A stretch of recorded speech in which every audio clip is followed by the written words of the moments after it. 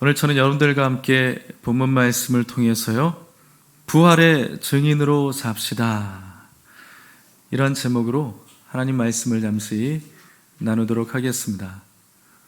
오늘은 우리가 함께 인사 나눈 바와 같이 부활주일입니다.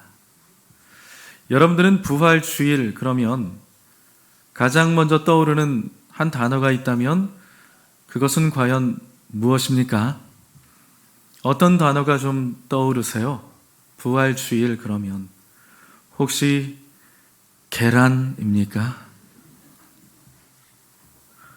네, 저도 비슷합니다. 네. 계란 먼저 떠오르죠. 그래서인지 모르겠습니다만 우리나라에서 계란값이 가장 높을 때 중에 한 시즌이 언제냐 하면 다름 아닌 교회의 부활절 시즌이라고 합니다. 아무튼 그렇게 부활주일 하면 계란이라는 말이 좀 쉽게 떠오를 수도 있겠습니다. 그렇지만요, 누가 뭐라고 해도 부활주일에 우리가 반드시 기억하고 있어야 되는 가장 중요하게 생각해야 될 한 단어가 있습니다. 그것은 바로 생명이라는 것입니다. 예수님께서는 부활의 새로운 생명으로 일어나신 것입니다. 그를 믿는 모든 자에게는 죽지 않고 영원한 생명으로 인도되어질 수 있는 놀라운 권세가 위임되어진 것입니다. 예수님 부활하심으로 말미암아 저와 여러분들에게는 확실한 미래가 보장된 것입니다. 생명을 얻되 넘치게 얻는 그 삶이 보장되어진 것이죠. 그렇기 때문에 부활주일에 우리가 반드시 기억해야 될 단어들이 많이 있겠습니다만 생명이라는 단어를 빼놓아서는 안 되는 것입니다. 여러분들은 생명이라는 단어를 들으면 어떤 기분이 드십니까? 아무래도 왠지 좀 소망이 생기고요, 기쁨이 일어나는 것 같습니다. 예를 들어서 이제 갓 태어난 신생아들이 누워있는 그 신생아실을 한번 상상해 보십시오. 아이들이 이제 막 태어나서 신생아 아이들이 그렇게 올망졸망 모여있는, 누워있는 그 모습을 보고 있는, 그 밖에서 보고 있는 부모님들과 또 할아버지, 할머니, 또 지인들이 그 모습을 보는 것을 한번 상상해 보십시오. 생명이 태어난 현장을 바라보고 있는 분들 가운데 얼굴 찡그리고 있는 분들 아무도 없습니다. 근데 여러분들은 지금 얼굴을 조금 찡그리고 계신 분들이 계시네요. 얼굴을 활짝 펼 수 있게 되시기를 축복합니다. 아무도 그렇게 얼굴 찡그린 사람이 없습니다. 생명의 현장을 보면서 찡그리는 사람 아무도 없다는 것이죠. 모두에게 기쁨이 가득하고요, 어떤 경우에는 부모님들은 눈물을 흘리는 경우들도 있습니다. 여러분, 그와 같이 생명이라는 것은 기쁨을 주는 것이고 소망을 주는 것이고 그 사람들에게 감격을 주는 것입니다. 그런데 바로 우리 예수님께서 그 부활의 새로운 생명으로 오늘 무덤에서 일어나신 것을 기념하며 하나님 앞에 우리는 예배하고 있는 것입니다. 그리고 예수님께서 부활하심으로 말미암아 이제 그분을 믿는 모든 사람들에게는 예수님처럼 새로운 생명을 얻게 되고 새로운 생명으로 살게 되고 영원한 천국에 거할 수 있는 소망과 기쁨을 얻게 되었다는 것입니다. 할렐루야. 그렇다면 여러분, 이제 부활하신 예수님을 믿고 그 생명이 내 안에 있는 그 사람은 부활하신 예수님을 믿고 예수의 생명이 내 안에 있는 그 사람은 어떻게 살아야 할까요? 두 가지로 살펴보겠습니다. 첫 번째로요, 하나님의 은혜를 알며 살아야 되는 것입니다. 여러분, 성경에 보면 동일한 이름을 가진 사람들이 종종 등장을 합니다. 그 가운데 여러 명 등장하는 그 이름이 있어요. 마리아라고 하는 이름입니다. 대표적인 마리아, 누가 있지요? 예수님의 어머니 마리아가 있습니다. 또 한 명 베다니의 마리아를 이야기해 볼 수 있겠습니다. 그 여인은 특별히 예수님께 향유 옥합을 깨뜨려서 부어드렸죠. 그리고 자기의 머리털로 예수님의 발을 닦아드린 그 바로 유명한 여인입니다. 그리고 세 번째 마리아가 있습니다. 바로 오늘 본문에 등장하고 있는 사람이죠. 막달라 마리아라고 하는 여인입니다. 그 여인이 어떠한 여인인지 성경의 다른 부분에서 이렇게 이야기를 합니다. 마가복음 16장 9절 말씀입니다. 예수께서 안식 후 첫날 이른 아침에 살아나신 후 전에 7 귀신을 쫓아내어 주신 막달라 마리아에게 먼저 보이시니 7 귀신이 들렸던 여인이었다라고 말씀하고 있습니다. 여러분들은 혹시 귀신 들린 사람 본 적 있습니까? 귀신에게 사로잡혀 눌려있는 사람 보신 적 혹시 있으십니까? 제가 전에 사역했던 한 교회가 있었는데요.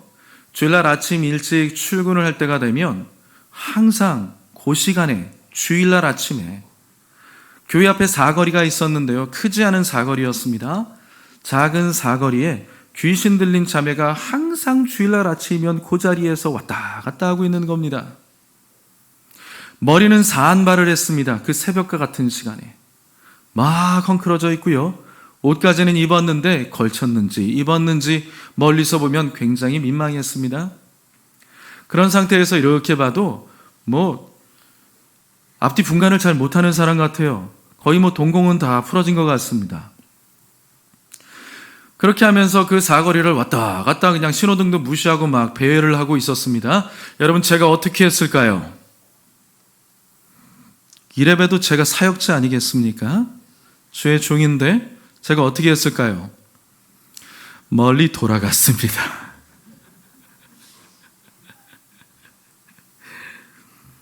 여러분, 사람이 귀신에게 사로잡히게 되면요, 아름답지 못한 언행을 하게 됩니다.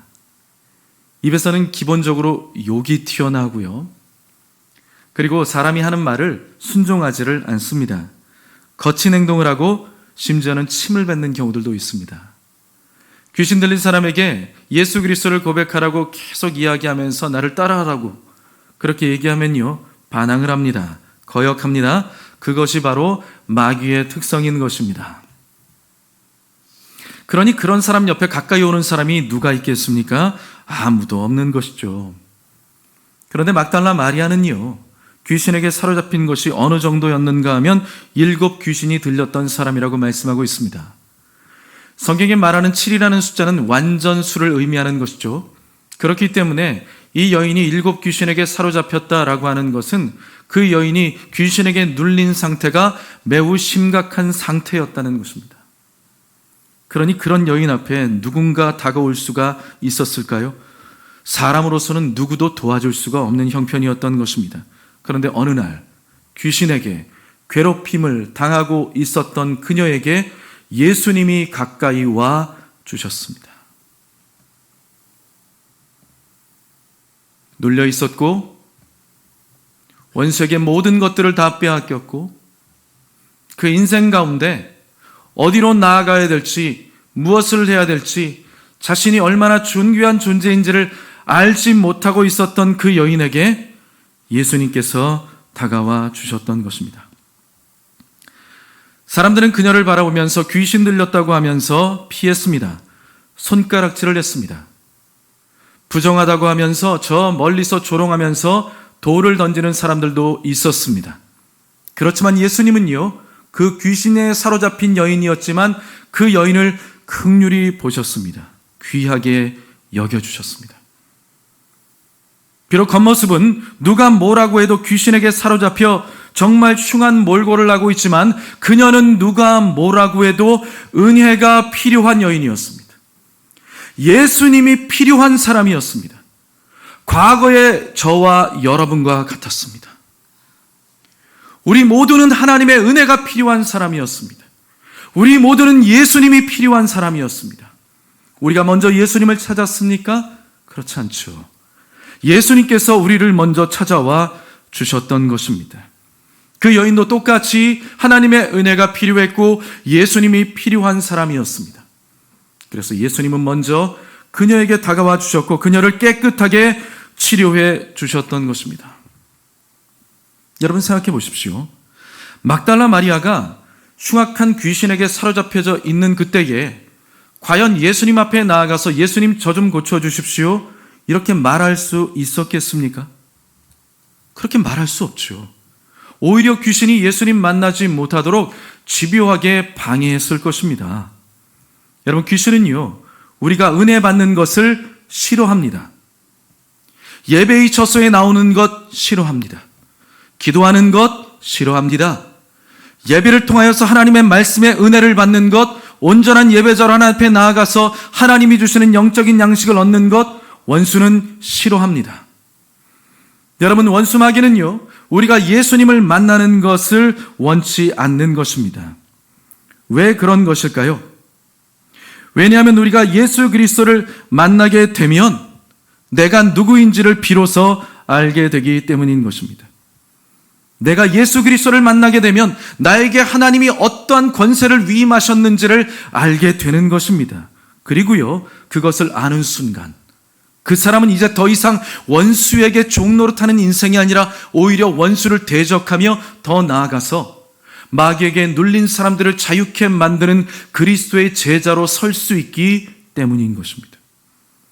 그래서 마귀는요, 이 막달라 마리아가 예수님 만나는 것을 원치 않았습니다.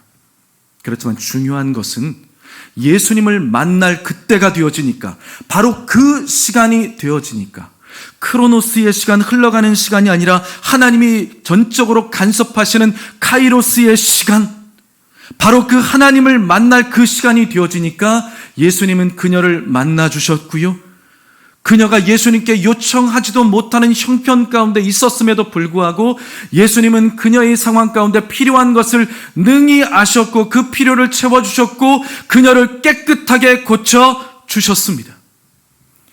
예수님은 알고 계셨던 것이죠.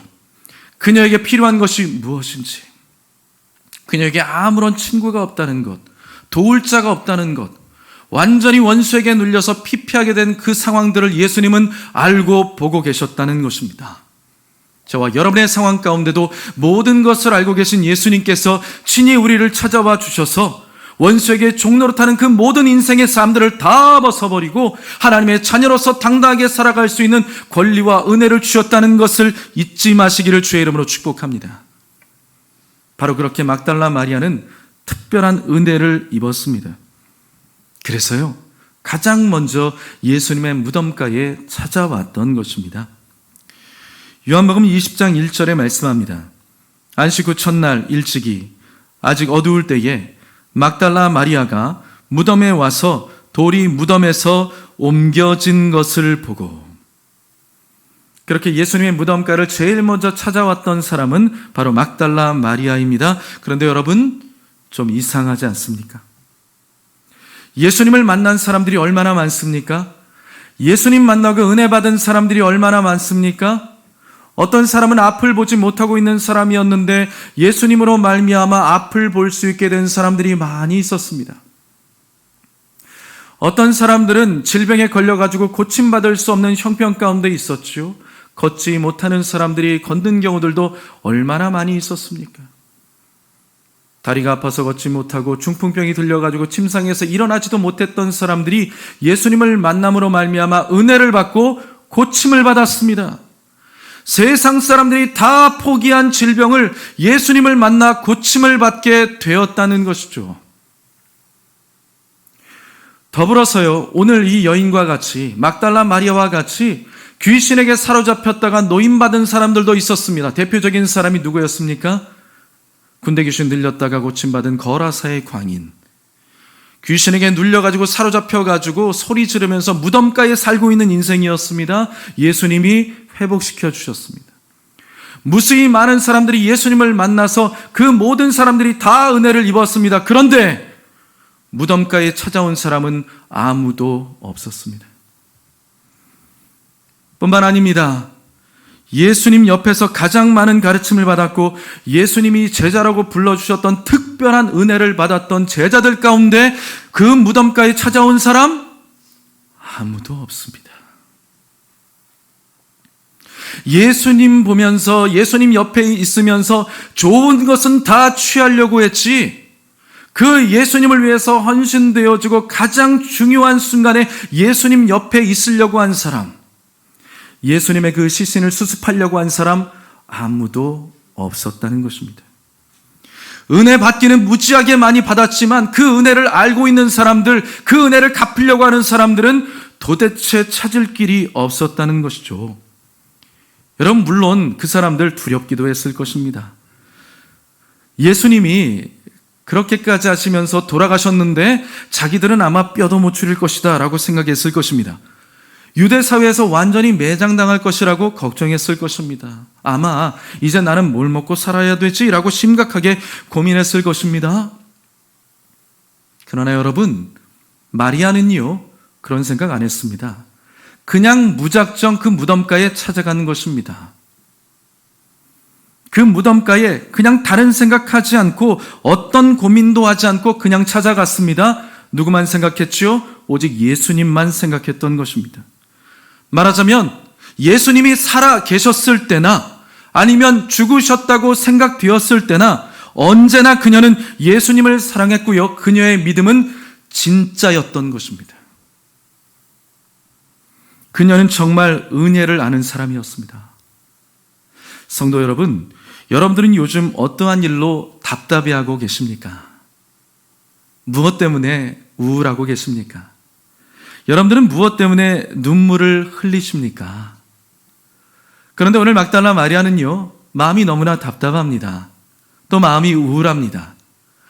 또한 너무나 마음이 아파서 눈물을 참을 수가 없을 지경이 되었습니다. 그녀는 왜 그랬던 것일까요? 그 이유는 한 가지였습니다.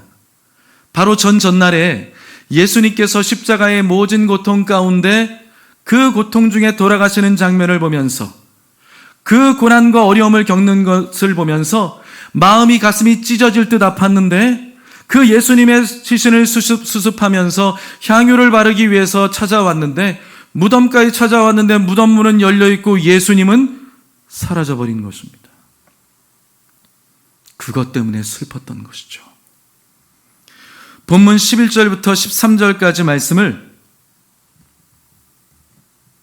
같이 큰 소리로 함께 읽어보도록 하겠습니다. 마리아는 무덤 밖에 서서 울고 있더니 울면서 구부려 무덤 안을 들여다보니 흰옷 입은 두 천사가 예수의 시체 뉘었던 곳에 하나는 머리편에 하나는 발편에 앉았더라. 천사들이 이르되 여자여 어찌하여 우느냐? 이르되 사람들이 내 주님을 옮겨다가 어디 두었는지 내가 알지 못함이니이다. 아멘. 여러분, 막달라 마리아는 슬펐습니다. 왜 슬펐습니까? 예수님이 안 계셨기 때문에 슬펐던 것입니다.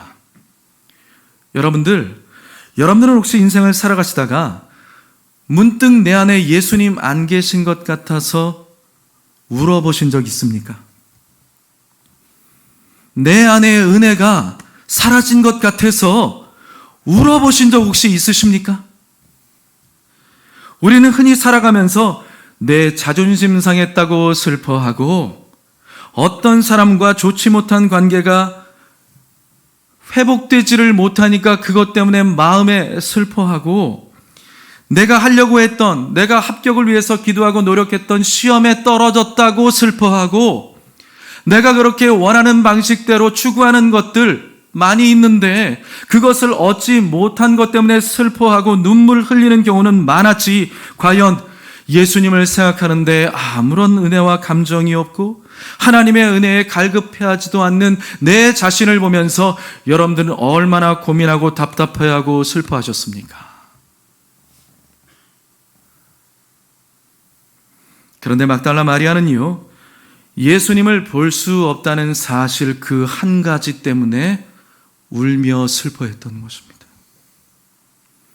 내 손에 돈이 없고 내가 원하는 방식대로 일이 풀리지 않고 내 삶이 내가 조종하는 대로 조정되지 않으니까 그것 때문에 마음이 슬프고 힘들고 내 자존심 상하는 것 때문에 슬퍼하기는 참 많이 했지, 과연 내 마음 가운데 은혜가 사라지고 예수님을 생각해도 눈물이 나지 않는 그 상황 때문에 슬퍼하고 울며 부르짖는 경우는 과연 얼마나 있었습니까? 정말 막달라 마리아는요, 예수님께 받은 그 은혜를 너무나 귀하게 여긴 사람이었습니다.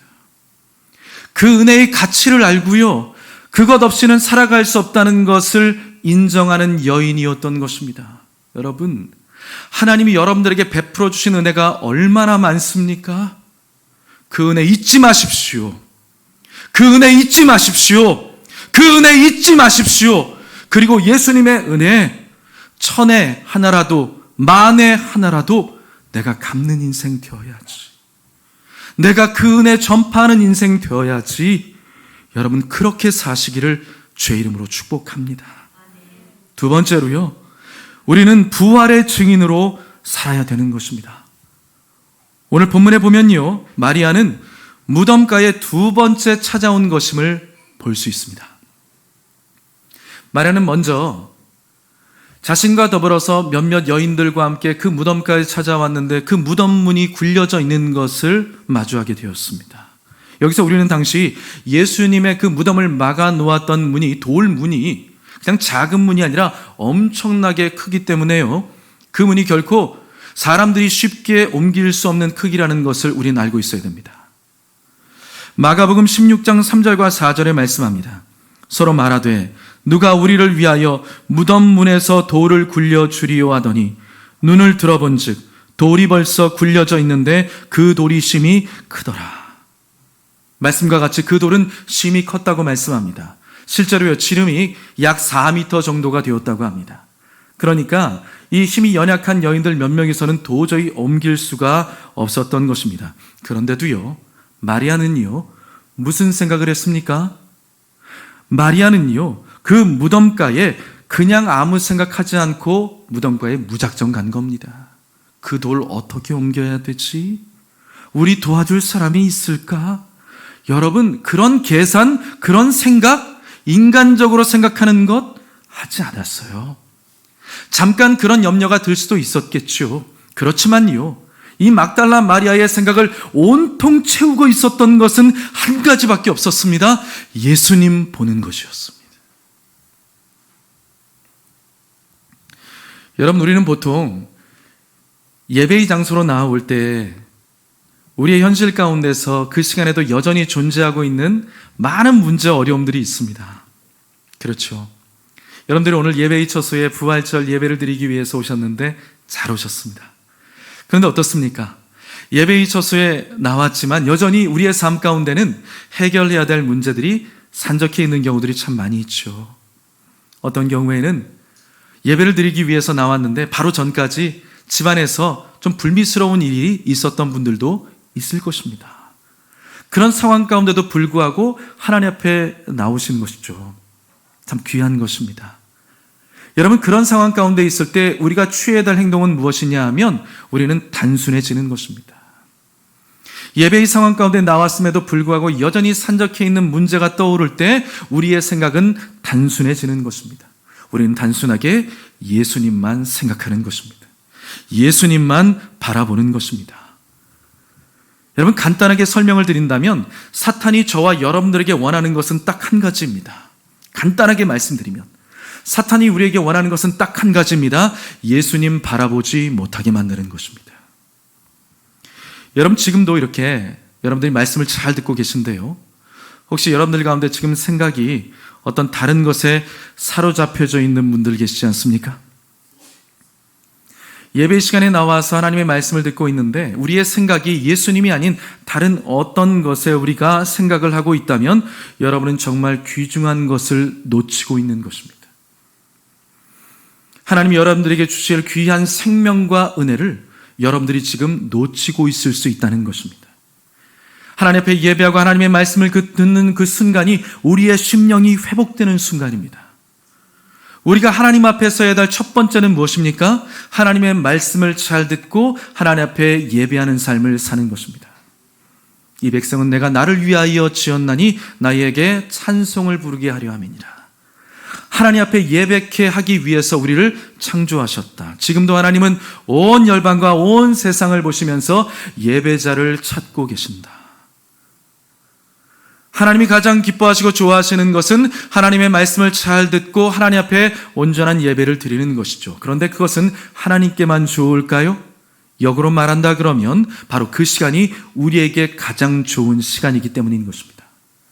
하나님이 기쁘시고 우리의 심령이 회복되어지는 시간이기 때문에 우리는 너무나 귀중한 것이고요. 그 시간을 잃어버리면 안 되는 것인데, 예수님이 아닌 다른 것에 우리의 생각이 팔려져 있다면 가장 귀한 것을 우리는 놓치고 있다는 것입니다. 실제적으로 좀 표현한다 그러면 우리는 헛된 시간을 낭비하고 있는 것이죠. 원수에게 그 시간 속고 있는 것입니다. 그렇지만 우리가 예수님을 사랑하고요, 그분을 생각하고 그분께 우리의 눈을 들면 그때부터 우리는 새로운 인생의 눈을 뜰 수 있게 되는 것입니다. 그래서 부활 생명이 내 안에 있는 사람은요, 예수님의 부활의 생명과 능력이 내 안에 있는 사람은 가장 먼저 무엇이 바뀌어질까요? 나의 눈이 달라집니다. 새로운 눈을 뜨게 되고 예수님을 새롭게 바라보는 인생이 되어지고 예수님이 원하는 삶을 비로소 살게 되어진다는 것입니다. 오늘 그렇게요, 막달라 마리아는 예수님만을 생각하면서 그 무덤가에 찾아갔습니다. 여러분, 예배의 처소에 오실 때 예수님만을 생각하시길 바랍니다. 여러분의 인생을 살아가실 때 예수님만을 생각하게 되시기를 축복합니다. 문제가 있을 때도요, 어려움이 있을 때도요, 고난 앞에 직면했을 때도요, 단순해지면 돼요. 예수님만 생각하고 예수님만 바라보자. 여보, 문제가 있어. 아이들이 지금 어려움을 느끼고 있는 것 같아. 아이들이 말을 안 들어. 그때 어떻게 해야 되겠죠? 흠씬 패줄까?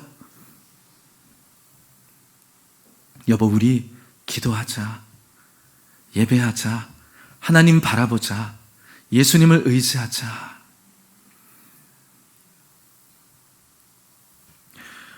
오늘 그렇게 막달라 마리아는 예수님만을 생각했습니다. 무덤가에 달려갔습니다. 그런데요, 그 무덤 문이 굴려져 있는 것을 보게 됐고요, 그녀는 깜짝 놀라서 제자들에게 가서 그 소식을 알렸던 것이죠. 그랬더니 베드로하고 요한이 막 달려온 겁니다. 베드로가 먼저 도착했어요? 요한이 먼저 도착했어요?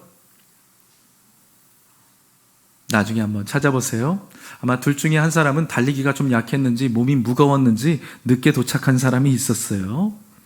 그런데 그들이 아무리 늦게 가도 남성들이었잖아요. 이 막달라 마리아는 여성이었습니다. 그렇기 때문에 그 남성들보다는 이 달려가기를 해도 좀 늦겠죠. 그래서 이미 베드로하고 요한이 가서 그 모든 상황들을 다 살펴보고 난 다음에 예수님 사라졌네? 그리고 나서 다시 되돌아가고 나서 한참 후에 있다가 막달라 마리아가 재차 다시 도착을 한 겁니다. 걸음이 좀 느렸겠죠. 여성이었으니까. 그것이 바로 두 번째 방문이었던 것입니다. 그런데요, 그녀는 예수님의 시신이 여전히 사라진 것을 확인하면서 너무나 보고 싶었던 그 예수님의 시신이라도 보고 싶었는데, 그분이 사라졌다는 것을 알면서 망연자실하여 그 자리에 철퍼덕 주저앉아 하염없이 울기 시작했던 것입니다. 근데요, 여러분들이 우는 그 자리에 누가 계신지 아세요? 주님이 계십니다. 여러분들이 고통스러워서 울부짖는 그 자리에 주님이 바로 옆에 계세요. 이 여인이 마음이 너무나 슬프고 가슴이 찢어질 것 같아서 막 하염없이 울고 있는데 그 뒤에서 예수님이 그녀를 불러주시죠. 막달라 마리아는요, 그 음성을 들으면서 동산을 지키고 있는 동산지기인 줄로 착각을 했습니다. 당신이 내 주님 어디 계신지 알고 있으면 좀 가르쳐 주십시오. 예수님밖에 없는 거예요. 다른 생각하지 않아요. 내 주님 어디 있는지 좀 가르쳐 주십시오. 가르쳐 주십시오. 알려주십시오. 그랬더니 그때 예수님께서 그녀에게 이번에는 이름을 불러주시면서 그녀를 부르시죠. 본문 16절 말씀입니다. 예수께서 마리아야 하시거늘 마리아가 돌이켜 히브리 말로 라보니 하니 이는 선생님이라는 말이라. 여러분 보십시오. 불과 몇 시간 전만 해도 이 막달라 마리아는 슬픔과 괴로움 가운데 절망감을 가지고 무덤가에 달려왔습니다. 그 무덤에 찾아왔던 것입니다. 그런데 지금은 상황이 180도로 달라져 버린 것입니다. 막달라 마리아는요, 예수님을 생각했는데 죽으신 예수님만을 떠올리며 생각을 했습니다. 그렇지만 지금 그녀는 어떻습니까? 찬란한 부활의 그 육신의 몸을 입으시고 자신의 이름을 불러주시면서 살아계신 영광의 왕으로 그 앞에 현현하며 나타나 계신 영광의 왕 예수 그리스도를 마주하고 있는 것입니다. 사랑하는 성도 여러분, 예수님은 어제나 오늘이나 영원토록 동일하십니다. 예수님은 죽어 계신 분이 아니라 지금 살아서 함께 하시면서 부활의 영광으로 여러분과 함께하는 이 자리에 동일하게 함께 하시면서 우리의 예배를 받고 있는 분이십니다. 찬란한 영광의 왕으로 여러분의 삶 가운데 찾아오셔서 어떠한 문제와 어려움이 있을지라도 그분을 의지하는 자에게 먼저 다가가셔서 힘을 주시고 능력과 은혜를 베풀어 주시고 여러분의 삶을 해결해 주시기를 원하시는 능력의 하나님, 좋으신 아버지가 되십니다. 그 부활의 영광의 주님을 우리가 믿고 있으니 여러분, 어떠한 상황 가운데도 낙심하지 마십시오. 어떠한 상황 가운데도 절망하지 마십시오. 그 절망의 자리에서 생명의 부활로 일어나게 되시기를 주님의 이름으로 축복합니다. 사망도 그 무덤도 예수님을 가두어 둘 수는 없었습니다. 그녀는 지금 그래서 예수님을 바라보는 새로운 눈이 열리게 된 것입니다. 여러분 가운데 혹시 너무나 큰 절망감 가운데 두려워 어찌할 바를 모르고 있는 분들이 계십니까?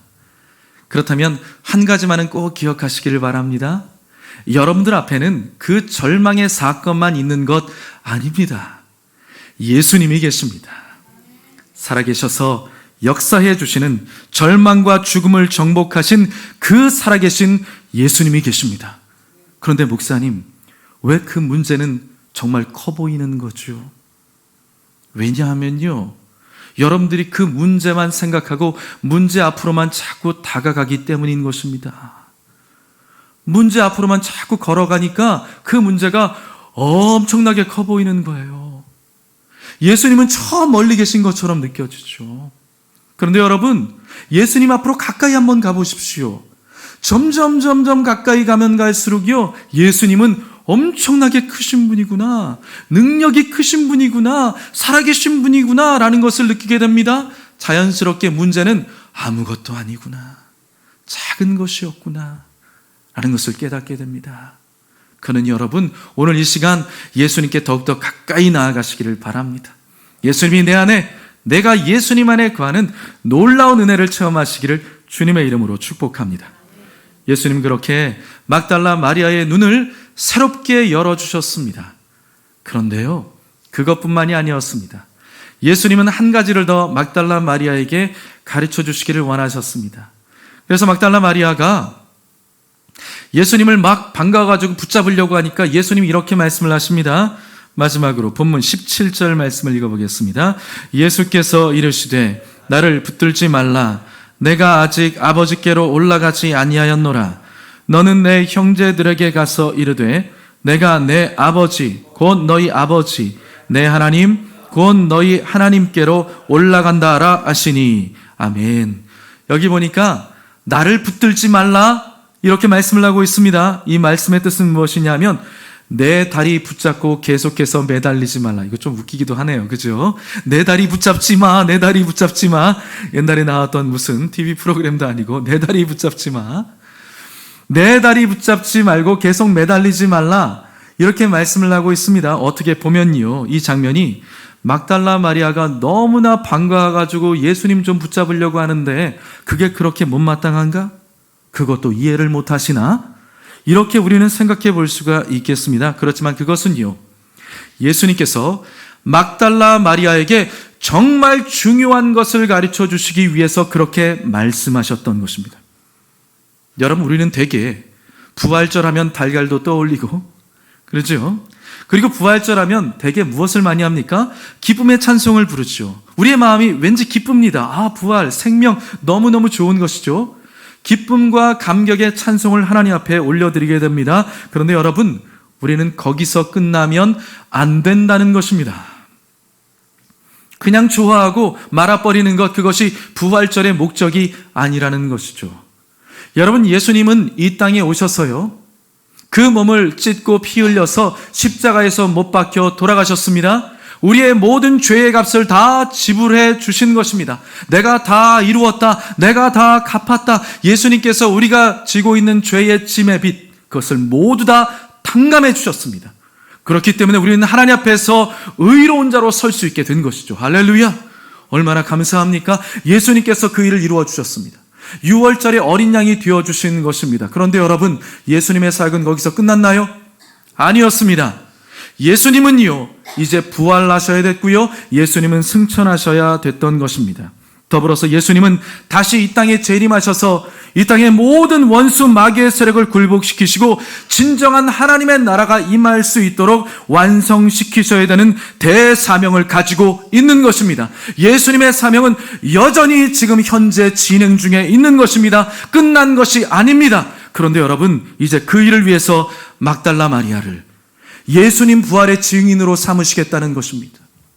예수님의 제자도 아닌 멸시와 천대를 받고 있었던 그의 이력이 어떠했습니까? 과거에 7 귀신에게 사로잡혀서 사람들에게 손가락질 당하고 있었던 그 여인이었음에도 불구하고 그 여인을 들어서 예수 부활의 증인으로 삼아 주시겠다는 것입니다. 그러니 막달라 마리아야, 너는 그 일을 하라.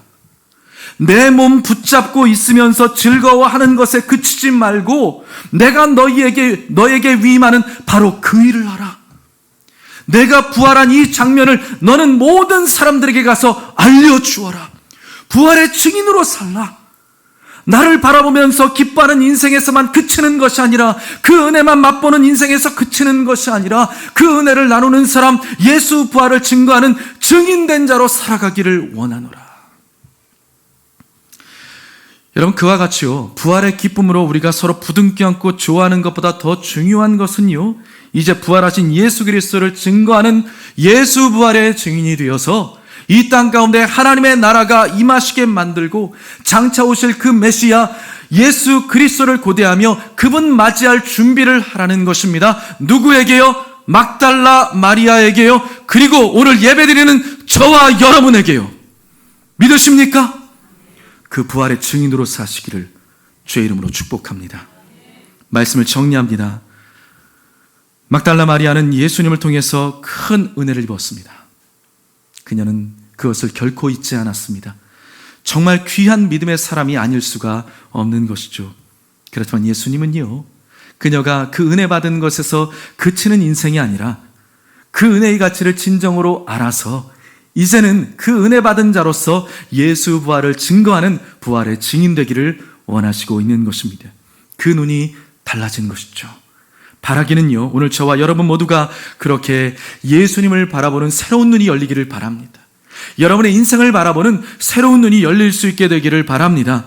죽으시고 무덤에 누워 계신 예수님이 아니라 살아계셔서 나의 이름을 부르시고 지금도 여전히 나의 삶 가운데 함께해 주시는 그 예수님을 바라보게 되시기를 주님의 이름으로 축복합니다. 그 예수님을 증거하시기를 바랍니다. 그래서요, already, not yet, 이미 왔지만 아직 완성되어지지 않는 하나님의 나라를 세워 나아가는 예수 부활의 증인으로 사시기를 주님의 이름으로 축복합니다. 기도하겠습니다.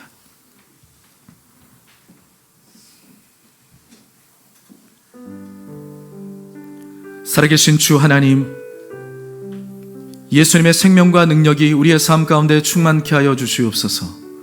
우리의 눈이 새롭게 열리게 도와주시옵소서. 내가 예수님 안에서 어떤 사람이 되었는지를 분명히 알게 도와주시고 이제는 예수 부활을 증거하는 부활의 증인 되어서 하나님께서 기뻐하시는 위대한 믿음의 삶을 살아갈 수 있도록 은혜를 베풀어 주시옵소서. 하나님께로부터 받은 많은 은혜가 있습니다. 그 은혜의 가치를 귀중히 여길 수 있도록 도와주시옵시며 날마다 그 은혜를 사모하며 예수님을 묵상하며 믿음으로 살아가는 우리 모두가 되게 하여 주시옵시고 내가 받은 그 은혜, 내가 받은 그 복음, 내가 믿고 있는 그 예수님을 이 세상 가운데 증거하며 나아가는 참된 예수의 증인이 될 수 있도록 저와 성도님들을 사용하여 주시옵소서. 예수님의 생명이 우리의 삶 가운데 충만하게 하여 주사 죽어있는 모든 우리의 육체가 회복되게 하여 주시옵시며 우리의 삶이 회복되게 하여 주시옵시며 우리의 관계가 회복되게 하여 주시옵시며 다시 소생할 수 있도록 은혜를 베풀어 주시옵소서. 예수님의 이름으로 감사하고 축복하고 기도하옵나이다. 아멘.